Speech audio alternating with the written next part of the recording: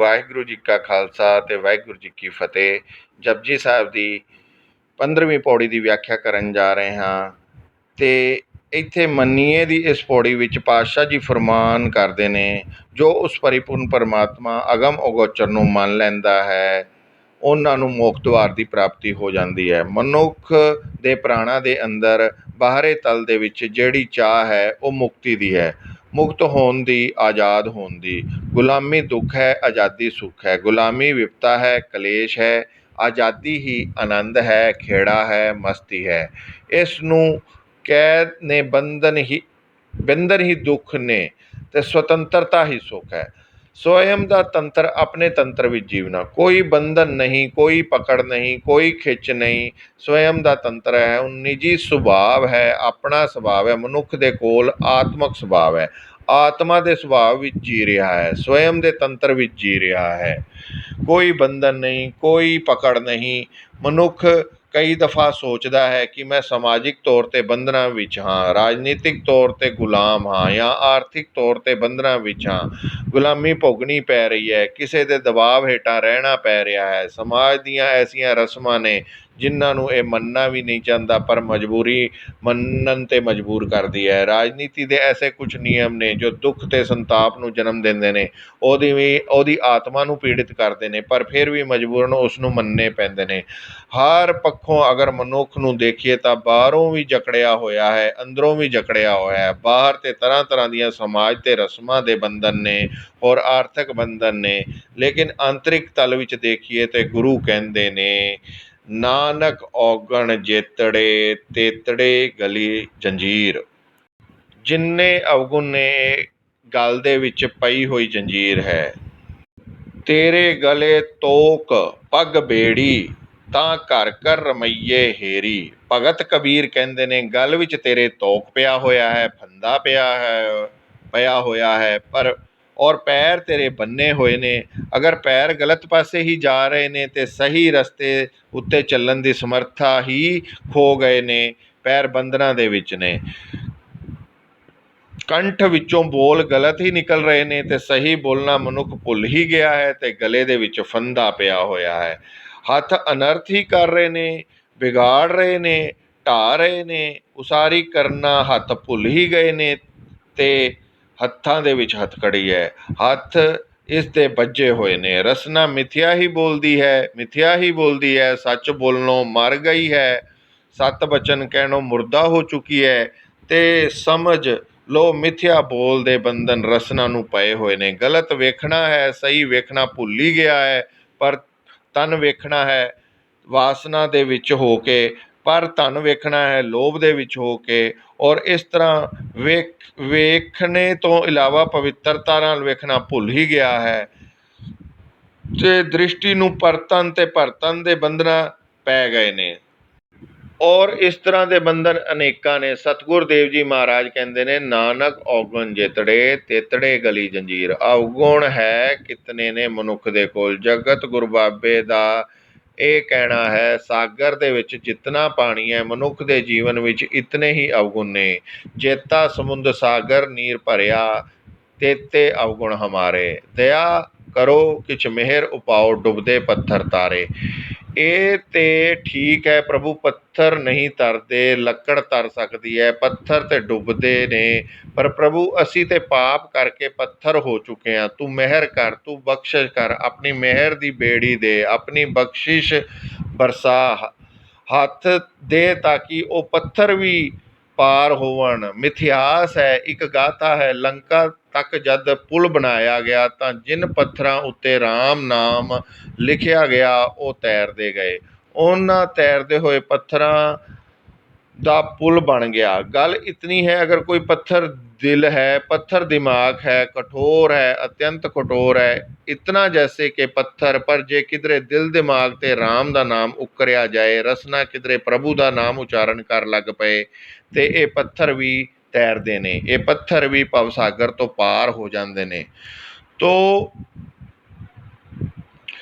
ਜਿਤਨਾ ਸਾਗਰ ਦੇ ਵਿੱਚ ਪਾਣੀ ਹੈ, ਮਨੁੱਖ ਦੇ ਕੋਲ ਤੇ ਇਤਨੇ ਹੀ ਅਵਗੁਣ ਨੇ, ਤੇ ਹਰ ਅਵਗੁਣ ਇੱਕ ਬੰਧਨ ਹੈ। ਬੰਧਨ ਦੁੱਖ ਹੈ, ਬੰਧਨ ਵਿਪਤਾ ਹੈ, ਬੰਧਨ ਕਲੇਸ਼ ਹੈ। ਮਨੁੱਖ ਸੁਤੰਤਰਤਾ ਚਾਹੁੰਦਾ ਹੈ, ਪਰ ਕੌਣ ਦੱਸੇ ਬਾਹਰ ਦੀ ਸੁਤੰਤਰਤਾ ਮਨੁੱਖ ਜਦੋਂ ਚਾਹੇ ਬਾਹਰ ਦੀ ਸੁਤੰਤਰਤਾ ਮਨੁੱਖ ਜੱਦੋ ਜਹਿਦ ਕਰਕੇ ਕਈ ਦਫਾ ਦੂਰ ਵੀ ਸੁੱਟ ਦਿੰਦਾ ਹੈ। ਬਾਹਰੋਂ ਸੁਤੰਤਰਤਾ ਹਾਸਿਲ ਕਰ ਲੈਂਦਾ ਹੈ, ਲੇਕਿਨ ਮਾਨਸਿਕ ਤਲ 'ਤੇ ਗੁਲਾਮ ਹੀ ਰਹਿ ਜਾਂਦਾ ਹੈ। ਅਵਗੁਣ ਦੇ ਬੰਧਨ ਮਨ ਨੂੰ ਪਏ ਹੀ ਰਹਿ ਜਾਂਦੇ ਨੇ। ਅਤੇ ਪਾਤਸ਼ਾਹ ਪ੍ਰਮਾਣ ਕਰਦੇ ਨੇ, ਮੰਨੇ ਪਾਵੇ ਮੋਖ ਦੁਆਰ। ਜੋ ਪਰਮਾਤਮਾ ਦੇ ਨਾਮ ਨੂੰ ਮੰਨ ਲੈਂਦੇ ਨੇ ਉਹਨਾਂ ਨੂੰ ਮੋਖ ਦੁਆਰ ਦੀ ਪ੍ਰਾਪਤੀ ਹੁੰਦੀ ਹੈ, ਮੁਕਤੀ ਦਾ ਦੁਆਰ, ਜਿੱਥੇ ਕੋਈ ਵੀ ਬੰਧਨ ਨਹੀਂ। ਸਾਰੀਆਂ ਜੰਜੀਰਾਂ ਟੁੱਟ ਗਈਆਂ, ਸਾਰੇ ਬੰਧਨ ਟੁੱਟ ਗਏ। ਮੰਨੇ ਪਰਿਵਾਰ ਏਸ ਆਧਾਰ। ਜੋ ਪਰਮਾਤਮਾ ਦੇ ਨਾਮ ਨੂੰ ਮੰਨ ਲੈਂਦੇ ਨੇ ਉਹ ਪਰਿਵਾਰ ਦਾ ਵੀ ਆਸਰਾ ਬਣਦੇ ਨੇ। ਜੇ ਸਿਮਰੰਤ ਸਭ ਕਿਲ ਵਿਖ ਨਾਸੇ ਪਿਤਰੀ ਹੋਏ ਉਦਾਰੋ। ਜੋ ਪਿੱਤਰ ਅਜੇ ਜਨਮ ਤੇ ਮਰਨ ਦੇ ਗੇੜੇ ਵਿੱਚ ਪਏ ਨੇ, ਅਗਰ ਕੋਈ ਨਾਉ ਇੱਕ ਮਨ ਹੋ ਕੇ ਜਪ ਰਿਹਾ ਹੈ ਤੇ ਪਰਮਾਤਮਾ ਦਾ ਪੂਰਨ ਭਰੋਸਾ ਉਸ ਨੇ ਆਪਣੇ ਅੰਤਰ ਆਤਮੇ ਵਿੱਚ ਪੈਦਾ ਕਰ ਲਿਆ ਹੈ, ਤੇ ਐਸੇ ਭਰੋਸੇ ਦਾ ਸਦਕਾ, ਇਸ ਮੰਨ ਲੈਣ ਦੀ ਬਿਰਤੀ ਦਾ ਸਦਕਾ ਉਹਦੇ ਪਿੱਤਰਾਂ ਦਾ ਵੀ ਉਦਾਰ ਹੋ ਜਾਂਦਾ ਹੈ। ਉਹਦਾ ਅਧਿਆਤਮਕ ਬਲ ਪਿੱਤਰਾਂ ਤੱਕ ਪਹੁੰਚ ਜਾਂਦਾ ਹੈ। ਸਤਿਗੁਰ ਦਾ ਵਾਕ ਹੈ, ਜੇ ਸਿਮਰਤ ਸਭ ਕਿਲ ਵਿਖ ਨਾਸੇ ਪਿਤਰੀ ਹੋਏ ਉਦਾਰੋ। ਐਸਾ ਜਿਹੜਾ ਮਨੁੱਖ ਹੈ ਪਰਿਵਾਰ ਦਾ ਸਹਾਰਾ ਬਣ ਜਾਂਦਾ ਹੈ, ਗੁਜ਼ਰੇ ਹੋਏ ਪਿੱਤਰਾਂ ਦਾ। ਅਤੇ ਜੋ ਹੁਣ ਉਹਦੇ ਕੋਲ ਪਰਿਵਾਰ ਹੈ, ਪਤਨੀ ਹੈ, ਬੱਚੇ ਨੇ, ਮਾਂ ਹੈ, ਬਾਪ ਹੈ, ਉਹਨਾਂ ਦਾ ਵੀ ਸਹਾਰਾ ਬਣ ਜਾਂਦਾ ਹੈ, ਉਹਨਾਂ ਦਾ ਵੀ ਆਧਾਰ ਬਣ ਜਾਂਦਾ ਹੈ। ਉਹਨੂੰ ਰਸ ਵਿੱਚ ਡੁੱਬਿਆ ਦੇਖ ਕੇ, ਉਹਨੂੰ ਖਿੜੇ ਮਸਤਕ ਦੇਖ ਕੇ, ਉਹਨੂੰ ਸਬਰ ਸੰਤੋਖ ਵਿੱਚ ਦੇਖ ਕੇ ਕੁਝ ਮਾਂ ਨੂੰ ਵੀ ਪ੍ਰੇਰਨਾ ਮਿਲਦੀ ਹੈ, ਕੁਝ ਪਿਤਾ ਦੀ ਵੀ ਢਾਢਸ ਬਣਦੀ ਹੈ, ਕੁਝ ਪਤਨੀ ਨੂੰ ਵੀ ਜੀਵਨ ਦਾ ਢੰਗ ਆ ਜਾਂਦਾ ਹੈ, ਕੁਛ ਬੱਚਿਆਂ 'ਤੇ ਵੀ ਅਸਰ ਪੈਂਦਾ ਹੈ। ਇਸ ਵਾਸਤੇ ਸਤਿਗੁਰ ਦੇਵ ਜੀ ਮਹਾਰਾਜ ਕਹਿੰਦੇ ਨੇ, ਜੋ ਪਰਮਾਤਮਾ ਦਾ ਨਾਮ ਹਸਤੀ ਮੰਨ ਲੈਂਦੇ ਨੇ ਉਹ ਪਰਿਵਾਰ ਦਾ ਆਸਰਾ ਬਣ ਜਾਂਦੇ ਨੇ, ਢਾਰਸ ਬਣ ਜਾਂਦੇ ਨੇ। ਮੰਨੇ ਤਰੇ ਧਾਰੇ ਗੁਰਸਿੱਖ। ਜਿਸ ਨੇ ਪਰਮਾਤਮਾ ਦੇ ਨਾਮ ਨੂੰ ਮੰਨ ਲਿਆ ਹੈ, ਐਸਾ ਜੋ ਗੁਰੂ ਹੈ ਉਹ ਆਪ ਤੇ ਧਰਦਾ ਹੈ, ਪਰ ਆਪਣੀ ਸਿੱਖਿਆ ਦੇ ਆਸਰੇ 'ਤੇ ਸਿੱਖਾਂ ਨੂੰ ਵੀ ਧਾਰਦਾ ਹੈ। ਭਾਵ ਜੋ ਗੁਰਸਿੱਖ ਸਿੱਖਿਆ ਨੂੰ ਧਾਰਨ ਕਰ ਲੈਂਦੇ ਨੇ, ਆਪ ਧਰਦਾ ਹੈ, ਹੋਰਾਂ ਨੂੰ ਵੀ ਧਰਦਾ ਹੈ। ਤਰਨ ਲਈ ਸਿੱਖਿਆ ਹੀ ਸਹਾਰਾ ਹੈ, ਤਰਨ ਲਈ ਪਰਮਾਤਮਾ ਦਾ ਨਾਮ ਹੀ ਸਹਾਰਾ ਹੈ। ਭਗਤ ਕਬੀਰ ਬੜੀ ਕੀਮਤੀ ਗੱਲ ਆਖਦੇ ਨੇ ਕਿ ਮਨੁੱਖ ਦੀ ਜ਼ਿੰਦਗੀ ਦਾ ਬੇੜਾ ਜਰਜਰਾ ਹੋ ਚੁੱਕਿਆ ਹੈ, ਪੁਰਾਣਾ ਹੋ ਚੁੱਕਿਆ ਹੈ, ਅਤੇ ਬੇੜੀ ਨਿਰੀ ਪੁਰਾਣੀ ਹੀ ਨਹੀਂ ਹੋਈ, ਬਲਕਿ ਹਜ਼ਾਰਾਂ ਤਰ੍ਹਾਂ ਦੇ ਛੇਕ ਨੇ, ਛਿੱਦਰ ਨੇ, ਸੁਰਾਖ ਨੇ। ਸੁਰਾਖ ਇੱਕ ਵੀ ਬੇੜੀ ਵਿੱਚ ਹੋਵੇ ਤੇ ਬੇੜੀ ਦੇ ਡੁੱਬਣ ਦੀ ਸੰਭਾਵਨਾ ਬਣੀ ਰਹਿੰਦੀ ਹੈ। ਇੱਕ ਸੁਰਾਖ ਦੇ ਰਾਹੀਂ ਵੀ ਇਤਨਾ ਅੰਦਰ ਪਾਣੀ ਪ੍ਰਵੇਸ਼ ਕਰ ਜਾਂਦਾ ਹੈ ਕਿ ਬੇੜੀ ਡੁੱਬਣ ਲੱਗ ਜਾਂਦੀ ਹੈ, ਹਿਲੋਰੇ ਖਾਣ ਲੱਗ ਜਾਂਦੀ ਹੈ। ਪਰ ਜਿਸ ਬੇੜੀ ਵਿੱਚ ਹਜ਼ਾਰਾਂ ਸੁਰਾਖ ਨੇ, ਐਸੀ ਬੇੜੀ ਦੀ ਪਾਰ ਕਿਨਾਰੇ ਤੱਕ ਪਹੁੰਚਣ ਦੀ ਸੰਭਾਵਨਾ ਬਿਲਕੁਲ ਘੱਟ ਹੈ। ਕਬੀਰ ਬੇੜਾ ਜਰਜਰਾ ਫੂਟੇ ਛੇਕ ਹਜ਼ਾਰ, ਹਰੂਏ ਹਰੂਏ ਤਿਰ ਗਏ ਬੁੱਢੇ ਜਿਨ ਸਿਰ ਪਾਰ। ਮਾਸੂਮ ਬੱਚਾ ਹੈ, ਨਵੀਂ ਬੇੜੀ ਹੈ, ਛਿੱਦਰ ਕੋਈ ਵੀ ਨਹੀਂ। ਜਵਾਨ ਹੈ, ਬੇੜੀ ਤੇ ਅਜੇ ਨਵੀਂ ਹੈ, ਪਰ ਕੁਛ ਛਿੱਦਰ ਹੋ ਗਏ ਨੇ, ਕੁਛ ਪਾਪ ਦੇ ਛਿੱਦਰ ਹੋ ਗਏ ਨੇ, ਕੁਛ ਗੁਨਾਹ ਦੇ ਸੁਰਾਖ ਹੋ ਗਏ ਨੇ। ਬੇੜੀ ਬੁੱਢੀ ਹੋ ਗਈ ਹੈ, ਉਮਰ ਬੁੱਢੀ ਹੋ ਗਈ ਹੈ, ਹੁਣ ਤੇ ਛਿੱਦਰ ਹੀ ਛਿੱਦਰ ਨੇ, ਹੁਣ ਤੇ ਸੁਰਾਖ ਹੀ ਸੁਰਾਖ ਨੇ। ਇੱਕ ਤੇ ਸੁਰਾਖ ਹੀ ਸੁਰਾਖ ਨੇ, ਬੇੜੀ ਪੁਰਾਣੀ ਹੋ ਚੁੱਕੀ ਹੈ। ਤੇ ਭਗਤ ਕਬੀਰ ਕਹਿੰਦੇ ਨੇ, ਇਹ ਤੇ ਡੁੱਬੇਗੀ ਹੀ। ਤੇ ਦੂਜਾ ਹੋਰ ਮਨੁੱਖ ਨੇ ਗਜਬ ਕੀਤਾ ਹੈ, ਉਸ ਬੇੜੀ ਦੇ ਉੱਤੇ ਲੱਦ ਲਏ ਨੇ ਪੱਥਰ। ਜਿਸ ਬੇੜੀ ਵਿੱਚ ਹਜ਼ਾਰਾਂ ਤਰ੍ਹਾਂ ਦੇ ਸੁਰਾਖ ਨੇ, ਉਹਦੇ ਚਲਦਿਆਂ ਉਹਦੇ ਹੋਰ ਪੱਥਰ ਲੱਦੇ ਨੇ ਅਵਗੁਣ, ਲੱਦੇ ਨੇ ਪਾਪ, ਤੇ ਅਨੇਕਾਂ ਤਰ੍ਹਾਂ ਦੇ ਧੱਬੇ, ਛਿੱਦਰ, ਸੁਰਾਖ ਪਹਿਲੇ ਹੀ ਨੇ। ਤੋਂ ਆਪ ਕਹਿੰਦੇ ਨੇ, ਜਿਨ ਨੇ ਆਪਣੇ ਸਿਰ 'ਤੇ ਬਹੁਤ ਭਾਰ ਚੁੱਕ ਲਿਆ ਹੈ, ਔਰ ਬੇੜੀ ਵੀ ਪੁਰਾਣੀ ਹੈ, ਛਿੱਦਰ ਵੀ ਜ਼ਿਆਦਾ ਨੇ, ਉਹ ਤੇ ਡੁੱਬੇਗੀ ਹੀ ਡੁੱਬੇਗੀ। ਪਰ ਜਿਨ੍ਹਾਂ ਦੀ ਬੇੜੀ ਹੌਲੀ ਹੈ, ਛਿੱਦਰ ਵੀ ਕੋਈ ਨਹੀਂ, ਉਹ ਤੇ ਪਾਰਲੇ ਕੰਢੇ 'ਤੇ ਜਾ ਪਹੁੰਚਣਗੇ, ਉਹਨਾਂ ਨੂੰ ਪਾਰਲਾ ਕੰਢਾ ਨਸੀਬ ਹੋਵੇਗਾ। ਵਿਕਾਰ ਪਾਥਰ ਗਲੇ ਬਾਂਧੇ, ਨਿੰਦਾ ਪੋਟ ਸਿਰਾਏ। ਮਨੁੱਖ ਵਿਕਾਰ ਰੂਪੀ ਪੱਥਰਾਂ ਦੀ ਮਾਲਾ ਬਣਾ ਕੇ ਗਲ ਵਿੱਚ ਪਾ ਲੈਂਦਾ ਹੈ, ਤੇ ਨਿੰਦਾ ਦੀ ਪੰਡ ਸਿਰ 'ਤੇ ਚੁੱਕ ਲੈਂਦਾ ਹੈ। ਮਹਾਸਾਗਰ ਸਮੁੰਦ ਲੰਘਣਾ, ਪਾਰ ਨਾ ਪਰਨਾ ਜਾਏ। ਗੁਰੂ ਅਰਜਨ ਦੇਵ ਜੀ ਨੇ ਜਿੱਥੇ ਪਾਰ ਲੰਘਣ 'ਤੇ ਕਿਹਾ ਹੈ, ਤੇ ਉਹ ਤੇ ਮਹਾਸਾਗਰ ਹੈ, ਉੱਥੇ ਤੇ ਬੜੀਆਂ ਲਹਿਰਾਂ ਨੇ, ਤੇ ਬੰਦਾ ਉਂਝ ਸਰੀਰ ਕਰਕੇ ਬੋਝਲ ਹੈ, ਭਾਰੂ ਹੈ, ਗਲੇ ਵਿੱਚ ਪੱਥਰਾਂ ਦੀ ਮਾਲਾ ਪਾ ਲਈ ਹੈ, ਤੇ ਨਿੰਦਾ ਦੀ ਪੰਡ ਚੁੱਕ ਲਈ ਹੈ, ਤੇ ਹੁਣ ਉਹ ਪਾਰ ਹੋਵੇ ਤਾਂ ਕਿਸ ਤਰ੍ਹਾਂ ਹੋਵੇ। ਤੇ ਇਹ ਡੁੱਬੇਗਾ, ਲਾਜ਼ਮੀ ਡੁੱਬੇਗਾ। ਇੱਕ ਆਲਮ ਕਹਿੰਦਾ ਹੈ, ਜਦ ਬੇਦਾਗ ਜ਼ਿੰਦਗੀ ਸੀ, ਪਾਰ ਜਾਣਾ ਦਾ ਖਿਆਲ ਨਾ ਆਇਆ, ਪ੍ਰਭੂ ਚਿੰਤਨ ਕਰਨ ਦਾ ਭਾਵ ਨਹੀਂ ਪੈਦਾ ਆਇਆ। ਉਸ ਤਰ੍ਹਾਂ ਦੀ ਫਟੀ ਪੁਰਾਣੀ ਬੇੜੀ ਨੂੰ ਵੇਖ ਕੇ, ਛਿੱਦਰ ਨਾਲ ਭਰੀ ਹੋਈ ਬੇੜੀ ਨੂੰ ਵੇਖ ਕੇ ਪਾਰ ਜਾਣ ਦੀ ਸੰਭਾਵਨਾ ਕੌਣ ਕਰੇ।